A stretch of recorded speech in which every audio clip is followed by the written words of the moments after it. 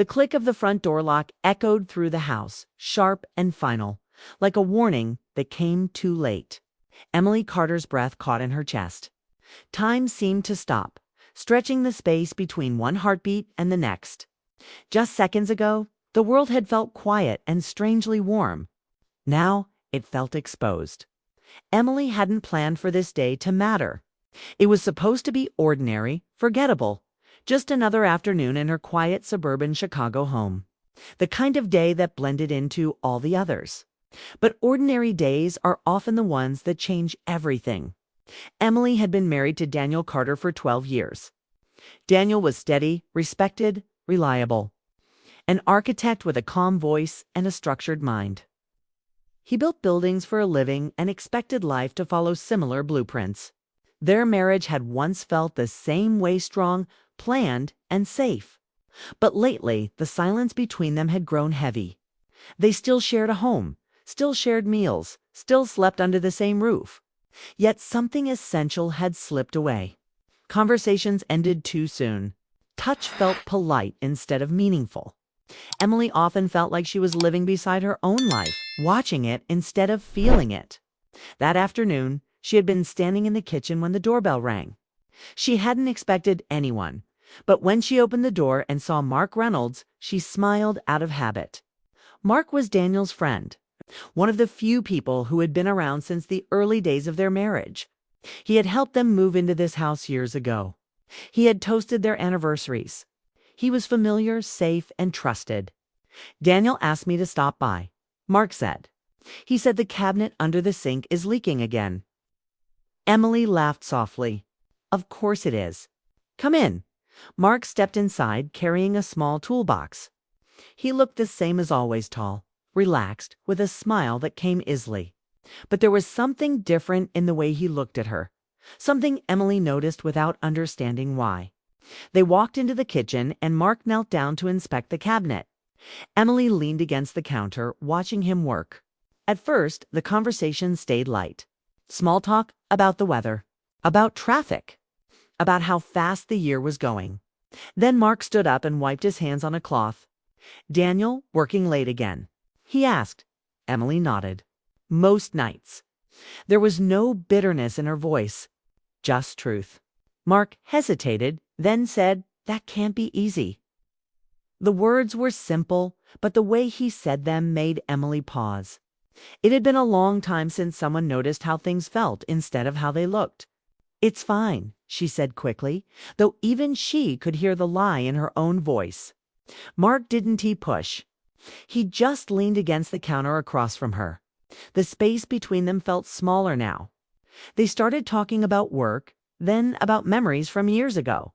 Stories about bad apartments, cheap furniture, and big dreams. Emily found herself laughing, really laughing. Not the polite kind she used at dinner parties, but the kind that made her forget time. She hadn't realized how much she missed that feeling. As the afternoon light shifted through the windows, the conversation turned quieter, more honest. "I thought marriage would feel fuller," Emily admitted, surprising herself. "Not bad, just fuller."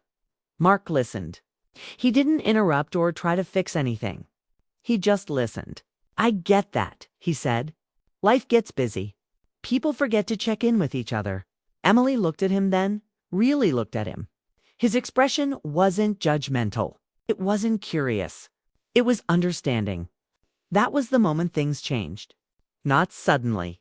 Not dramatically. Just enough to matter. Mark reached for a mug on the counter, his hand brushing Emily's by accident. Or maybe it wasn't an accident. Neither of them pulled away right away. The contact was brief, but it sent a quiet shock through her. Emily stepped back, her heart beating faster. She told herself it was nothing. Just a moment. Just nerves. But the air between them felt different now. "I should finish the cabinet," Mark said, his voice lower. He bent down again, but Emily stayed where she was, unable to focus. Her thoughts raced. She felt awake in a way she hadn't in a long time, and that realization scared her. When Mark stood up again, their eyes met. This time, neither of them looked away. "Emily," he said softly, like he was testing the sound of her name. She swallowed. We shouldn't, she replied, even as she didn't move. I know, he said.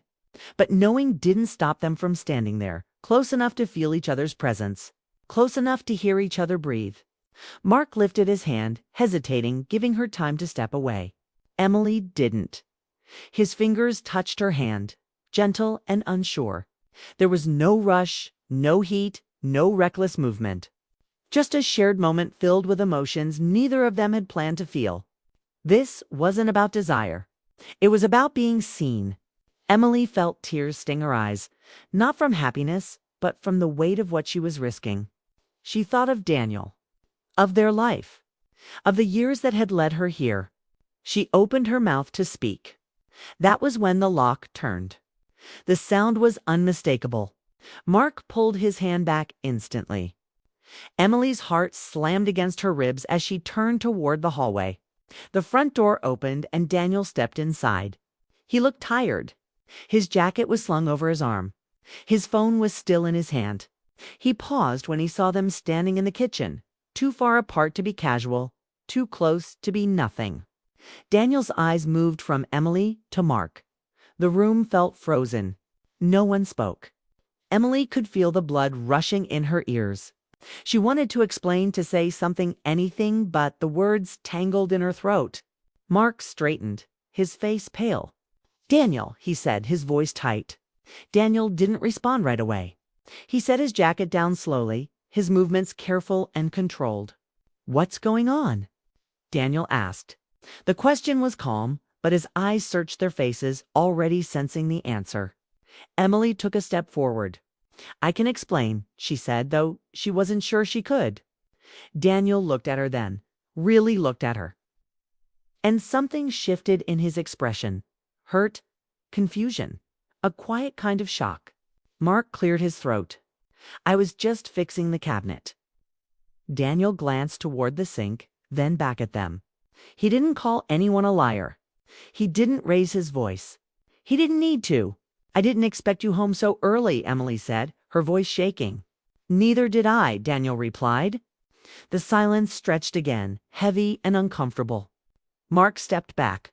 I should go, he said. Daniel nodded once. Yeah. As Mark walked past Daniel toward the door, he didn't look back.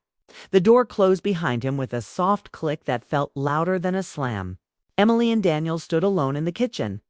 The space felt different now, like something fragile had cracked. Nothing happened, Emily said quickly. Not really. Daniel didn't respond right away. He leaned against the counter, his face unreadable. It doesn't matter how far it went, he finally said. It crossed a line. Emily's chest tightened. She wanted to argue, to explain how lonely she had felt, how unintentional it was. But she saw the truth in his eyes. This wasn't about details. It was about trust. Daniel picked up his jacket again. I need some air, he said.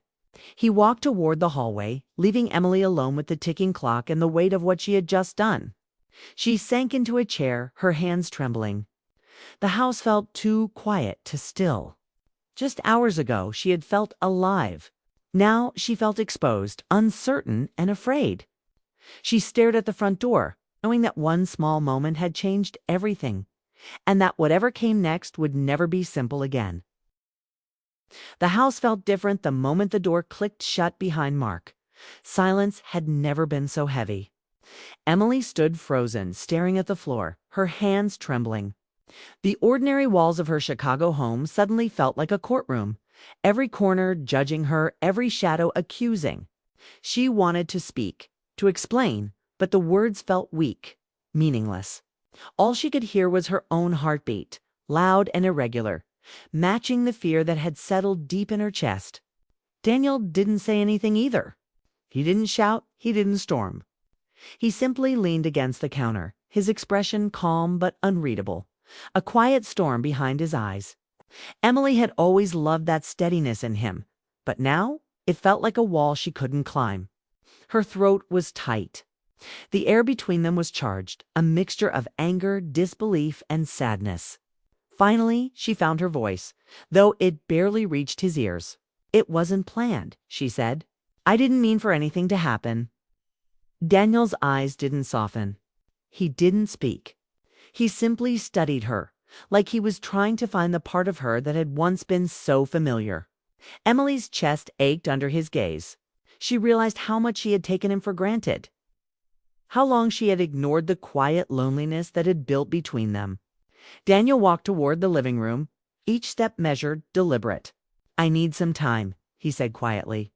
He wasn't angry yet. He was calm, and that scared her more than any shouting could have. He sat on the edge of the couch, staring at the floor. Emily felt a pang of regret she hadn't expected, a deep awareness of how fragile everything had become. She followed him slowly, sitting across from him. Neither of them moved at first. The clock ticked loudly in the background, marking the silence that had stretched too long. Emily tried again. "I never wanted to hurt you," she whispered. I feel lost sometimes, alone." Daniel looked up at her then, and for the first time that evening, she saw a flicker of the man she had married. Hurt, confusion, and beneath it all, love that hadn't vanished entirely, just been buried.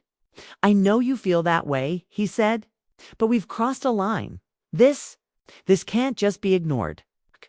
Emily felt tears prick her eyes. She wanted to reach for him, to hold him, to make everything right, but she stopped herself. She didn't know if he wanted her to. Instead, she spoke again, her voice shaking. "I don't want to lose us. I don't want this to be the end." Daniel remained silent, and that silence spoke louder than words. He wasn't angry, but he wasn't forgiving either. He was processing. He was weighing years of love against a single moment that had shaken everything. Emily realized then how delicate trust really was, how easily it could fracture, and how long it might take to rebuild. For the first time in hours, Emily let herself look at him fully. She remembered the early days of their marriage, the laughter, the long walks through the city, the late-night talks in bed that made the world feel smaller and safer. She thought about how much they had built together, the life that now felt threatened by a single mistake. Her heart ached not only for herself but for both of them, for what they had lost and what might still be saved. Daniel finally spoke, his voice low and steady. "We can't pretend this didn't happen. We need to figure out what comes next." Emily nodded. "I want that. I want to fix this. If we can?" He looked at her, searching for sincerity, and she offered it fully. "I don't know how to make it right, but I'm willing to try. I don't want someone else. I don't want Mark. I want us." Daniel leaned back, exhaling slowly. The tension in his shoulders eased slightly, but his eyes remained cautious. "It won't be easy," he said. "Trust doesn't return overnight. We'll have to rebuild it piece by piece. Every day, every conversation, every small act. It'll be slow and it'll hurt sometimes, but maybe," he paused, swallowing, "maybe we can get there." Emily felt a glimmer of hope, fragile but real. For the first time since Mark had left, she allowed herself to believe that love might survive this. She wanted to reach for him to bridge the gap, but she waited, respecting the space he needed. Days turned into weeks. The first mornings were quiet, tense, the kind where neither spoke until necessity demanded it. Meals were polite but careful. They navigated the home like strangers, sharing rooms, learning to coexist again. Emily realized the power of small gestures, a smile across the kitchen, a cup of coffee prepared the way he liked, a text during the day just to say she was thinking of him. Each act became a building block, fragile yet essential. Daniel began to talk again, slowly at first. About work, about life, about memories they had shared. Sometimes the conversations ended in awkward silences. Sometimes they laughed quietly over stories from the past. Emily listened more than she spoke, learning to hear him without judgment, learning to understand what he needed. Emily also learned to listen to herself. She recognized her own loneliness, the ways she had ignored her needs, the moments she had let life pass by without acknowledgement. That realization was painful, but it was necessary. She needed to understand why she had let the distance grow, why she had sought attention outside her marriage, even if it hadn't crossed into action in the way others might assume. One evening, after weeks of careful rebuilding, they sat together on the couch. The house was quiet except for the low hum of the heater. Emily reached for Daniel's hand, and this time he didn't pull away. The gesture was small, almost insignificant, but it felt monumental. It was a promise to try again, a silent acknowledgement that both were committed to healing. They didn't have all the answers. They didn't promise a perfect future, but they shared a willingness to move forward. It's a fragile hope that love could survive betrayal if nurtured carefully, patiently, and honestly. Emily thought about Mark, about the fleeting moments that had threatened everything. She realized that the danger wasn't just in what had happened. It was in ignoring the cracks, pretending life was perfect, pretending needs didn't exist. Now, with Daniel, there was honesty, and that honesty felt stronger than anything else. The house was still the same. The neighborhood still familiar. The quiet streets outside still lined with trimmed lawns. But inside, everything had shifted.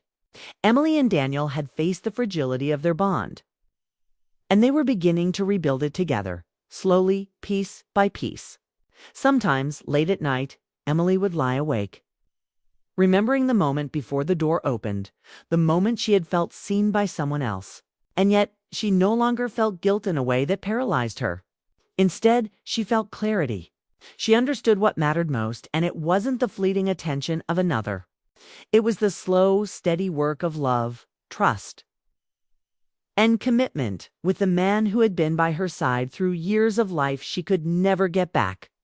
Theirs was not a perfect story, but it was real, emotional, complex, beautiful in its imperfections. And for Emily, that was enough to keep trying, to keep hoping, and to keep loving carefully, deliberately, and with a heart wide open. Some lines, she realized, should never be crossed. But some cracks, if faced honestly and courageously, could lead to something stronger than before. And as she watched Daniel across the kitchen table one quiet morning, she finally believed that maybe, just maybe, they could find their way back to each other. The moment that had almost ended, everything became the moment that reminded her what truly mattered. And that, she knew, was worth every heartbeat, every tear, and every step forward.